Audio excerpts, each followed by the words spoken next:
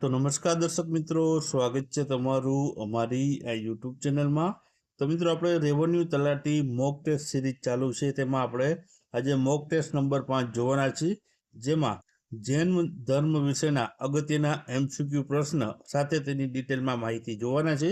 તો વિડીયોમાં છે અંત સુધી બન્યા રહેજો, અને વિડીયો પસંદ આવે તો વિડીયોને લાઈક કરજો, વિડીયોને શેર કરજો. ઉપરાંત જો તમને છે કોમેન્ટમાં હાઈપ દેખાતું હોય તો હાઈપ પણ કરજો.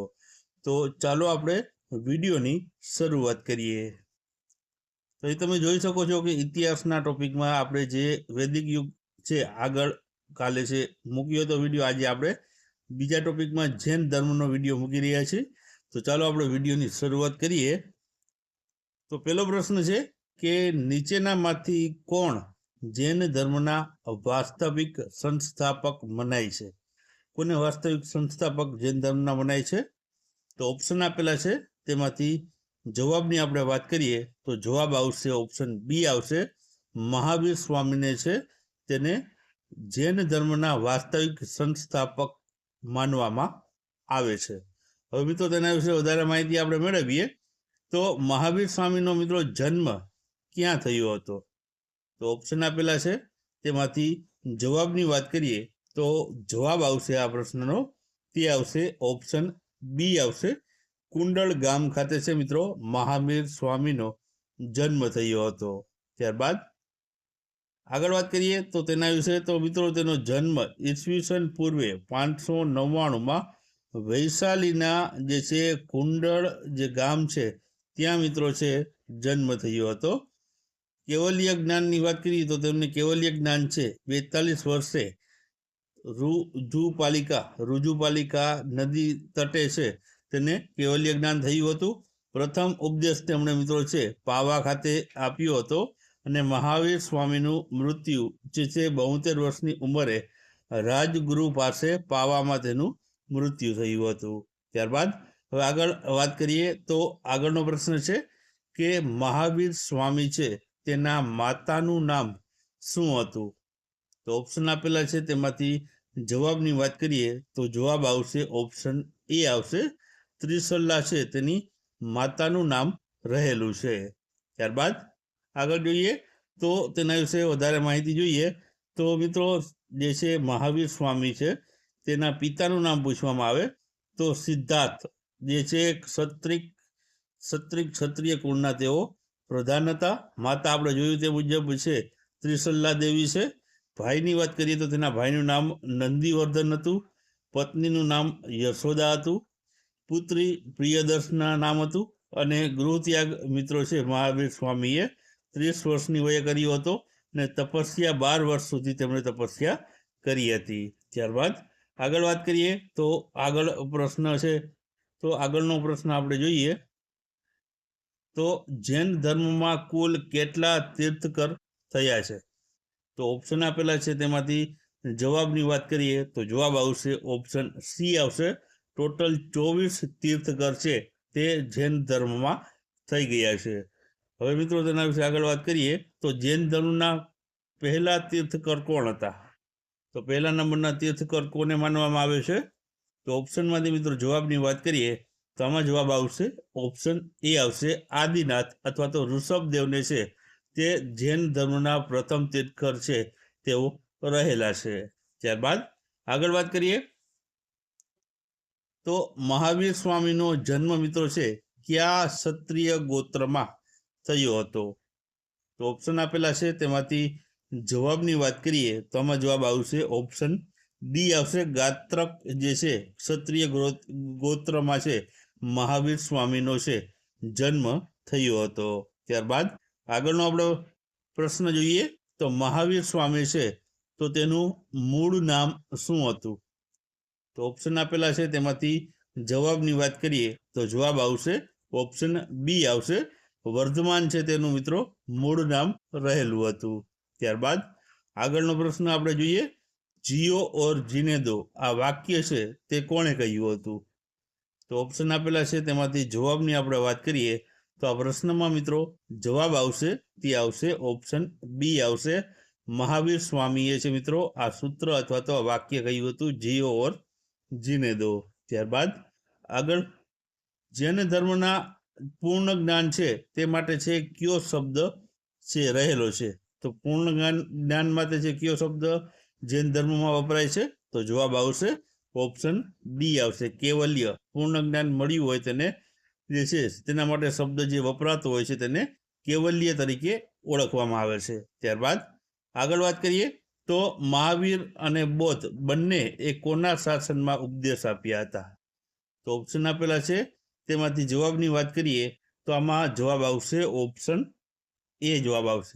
બિંબિસાર છે, બિંબિસાર, તેના સમયગાળા અથવા તો શાસનમાં છે મહાવીર સ્વામી અને બુદ્ધ બંનેએ છે ઉપદેશ આપ્યા હતા. ત્યારબાદ આગળ વાત કરીએ તો જૈન સાહિત્ય હોય છે તેને શું કહેવામાં આવે છે? ઓપ્શન આપેલા છે, તેમાંથી જવાબની વાત કરીએ તો જવાબ આવશે તેનામાં ઓપ્શન એ આવશે, તેને આગમ તરીકે છે ઓળખવામાં આવતું હોય છે. હવે મિત્રો તેના વિશે વધારે માહિતી જોઈએ તો આગમ સાહિત્યને પણ મિત્રો બે જૂથમાં છે તે વેચવામાં આવતું હોય છે. આ બે જૂથોમાં મિત્રો પહેલું જૂથ છે અંગ આગમ અને બીજું છે અંગ બાહ્ય આગમ.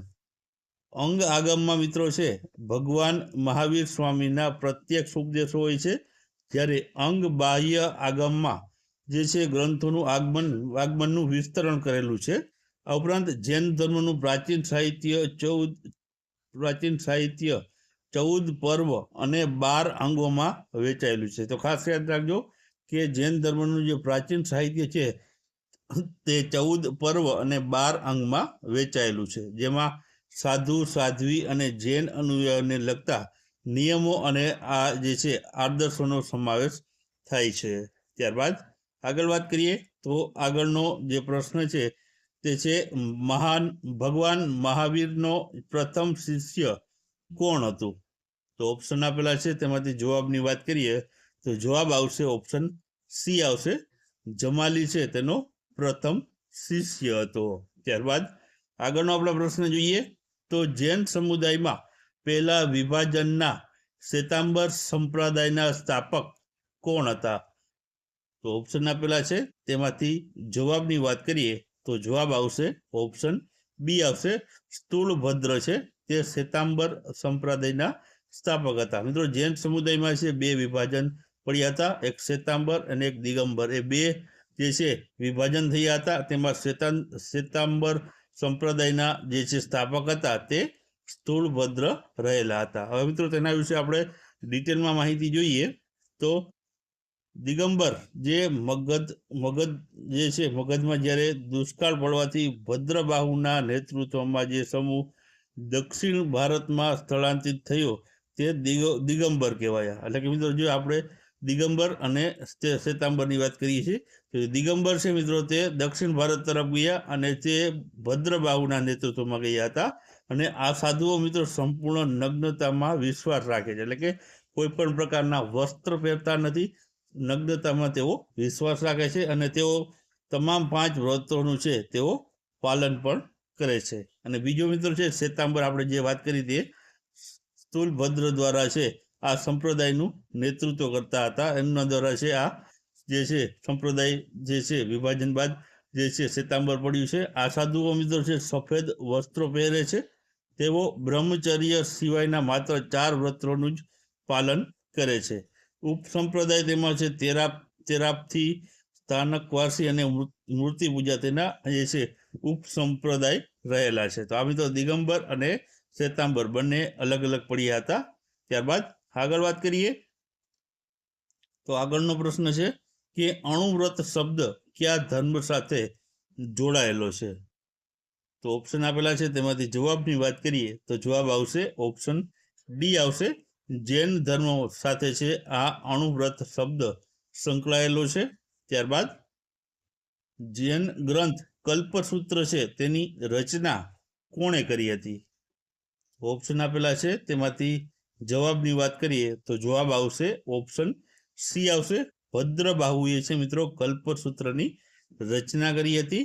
ત્યારબાદ આગળ વાત કરીએ તો જૈન તીર્થકર પાર્શ્વનાથ દ્વારા રચાયેલા 4 મહાવ્રતોમાં મહાવીર સ્વામીએ કયું 5મું વ્રત જોડ્યું? તો ઓપ્શન આપેલા છે તેમાંથી જવાબની વાત કરીએ તો જવાબ આવશે ઓપ્શન ડી આવશે.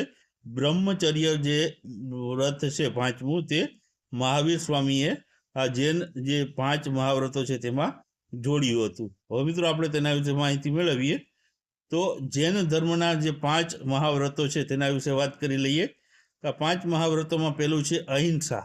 અહિંસામાં મિત્રો કોઈ પણ જીવિતને શરીર કે પવિત્ર રીતે ન જોઈએ, એટલે કે કોઈ પણ જીવિતને શરીર કે પવિત્ર રીતે ન જોઈએ, એટલે કે કોઈ પણ પ્રકારની હિંસા કરવાની નહીં જીવિત વ્યક્તિ ઉપર અથવા તો જે છે મૃત વ્યક્તિ ઉપર. ત્યારબાદ સત્યતા, એટલે કે ફક્ત સત્ય જ બોલવાનું. ત્રીજું છે આદતાદાન અથવા તો વાહન વ્યવહાર ન કરવો, એટલે કે યોગ્ય પરવાનગી વિના બીજા કોઈની વસ્તુ ન વાપરવી કે વપરાવવી, એટલે કે કોઈ પણ વ્યક્તિની વસ્તુ તમારે વાપરવી હોય તો તેની પરવાનગી વગર તમારે એનો વસ્તુનો ઉપયોગ ન કરવો. ચોથું છે બ્રહ્મચર્ય, એટલે કે સ્ત્રી કે અન્ય લોકો સાથે શારીરિક સંબંધ ન બનવા, એટલે કે બ્રહ્મચર્ય છે તે પાળવું. અને પાંચમું છે બિન સંરક્ષણાત્મક સ્થિતિ, એટલે કે ભવિષ્યના ઉપયોગ માટે પણ અમુક જે વસ્તુ છે તેને સંગ્રહ ન કરવો, એટલે કે કોઈ પણ વસ્તુનું છે તે સંગ્રહ ન કરવો ભવિષ્યની જરૂરિયાત માટે. તો આ 5 મહાવ્રતો મિત્રો રહેલા છે જૈન ધર્મના. ત્યારબાદ આગળ આપણે વાત કરીએ તો જૈન ધર્મનો એકમાત્ર મહિલા તીર્થકર કોણ હતા? તો ઓપ્શન આપેલા છે તેમાંથી જવાબની વાત કરીએ તો જવાબ આવશે ઓપ્શન એ આવશે મલ્લીનાથ, જેને મલ્લી કુમારી તરીકે પણ ઓળખવામાં આવે છે.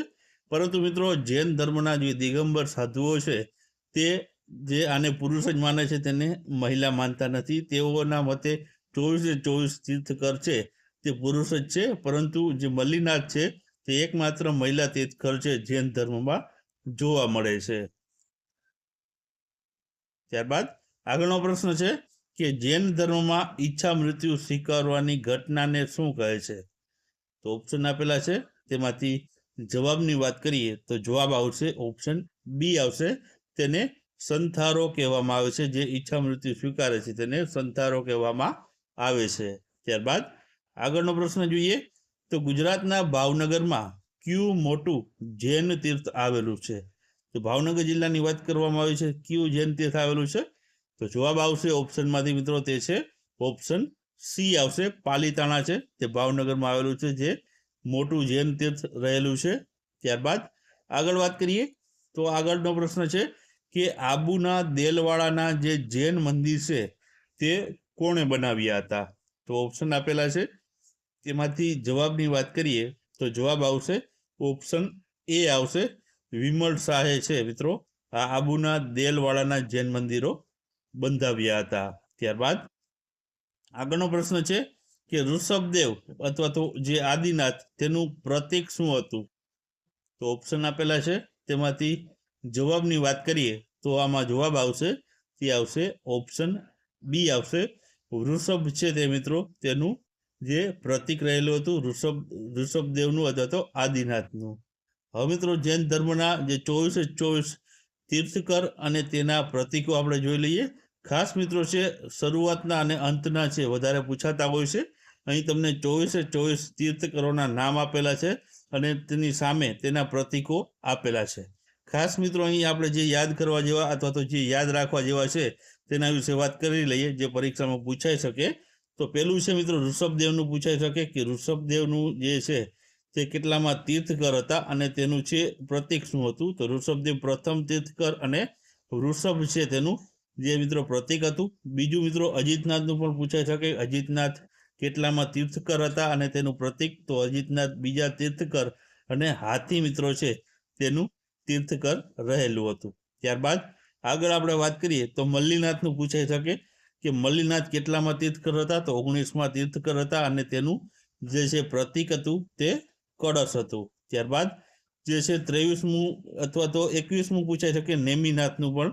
તો નેમિનાથ છે 21મા નંબરના તીર્થકર હતા અને તેનું મિત્રો જે પ્રતીક હતું તે નીલકમલ હતું. ત્યારબાદ 23મું પૂછાઈ શકે કે પાર્શ્વનાથ છે તે કેટલામાં તીર્થકર હતા? તો 23મા તીર્થકર અને તેનું જે પ્રતીક હતું તે સર્પ હતો. અને 24મું મહત્વપૂર્ણ કે જે છે મહાવીર સ્વામીનું.